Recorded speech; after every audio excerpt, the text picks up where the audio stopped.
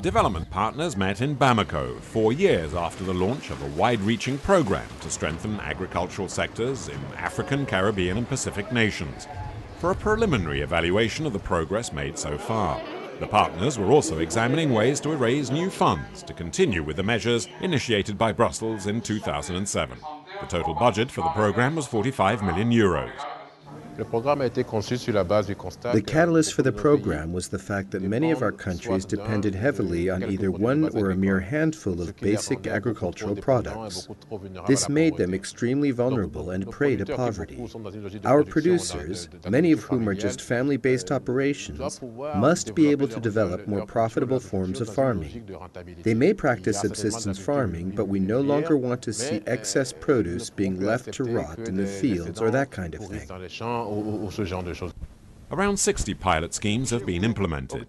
These include training programs specifically designed for farmers, the purchase of ecological depulping equipment to improve coffee roasting, and even the development of cassava processing units adapted for use in rural exploitations.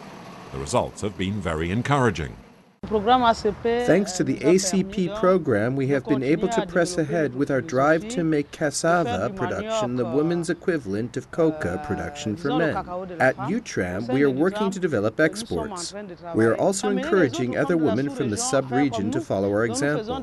We take small pilot versions of processing units and share the experience we have processing cassava.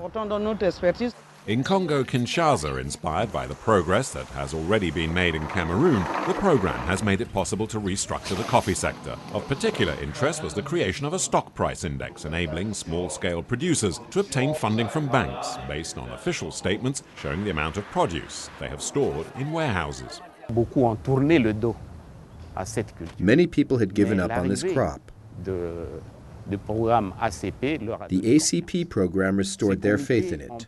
The committees brought producers and buyers together by operating coffee trading counters.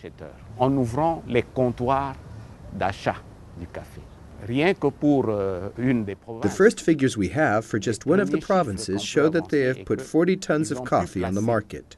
That's just a beginning. This season has only just started. The European Commission and partner institutions maintain that these agricultural sectors cannot be developed without the creation of a system of exchanges within the agricultural communities themselves. In Senegal, motivated by the need to rival a competitor's own quality standards, the farmers' organization, known as PINOR, has benefited from financial support and expert advice to help it organize a network of 350 rice-producing micro-enterprises.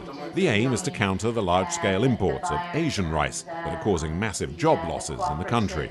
Le projet nous a permis vraiment, par le renforcement de capacité, The project showed us how to master labeling, quality control, and industry norms. de notion de qualité, de normes, en tout cas, et également, le projet nous a permis d'avoir. It also helped us develop a marketing strategy to support micro-enterprises in the agricultural sector and to compete on the market as entrepreneurs in our own right. Aller sur le marché comme de véritables professionnels, comme de véritables entrepreneurs.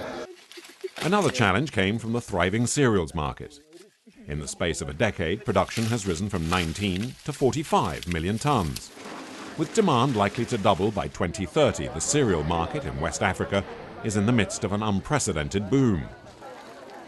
Si nous prenons la CEDEAO, on parle ECOWAS represents a potential market of around 300 million people. 80% of these people's staple diet is cereal-based.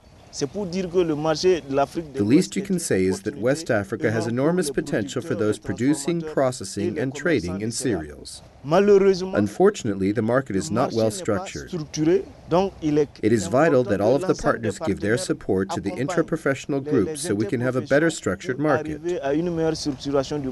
4 years on, and the 3ACP program has proved its capacity to change mentalities and encourage greater professionalism in sectors that are, almost by their nature, badly organized.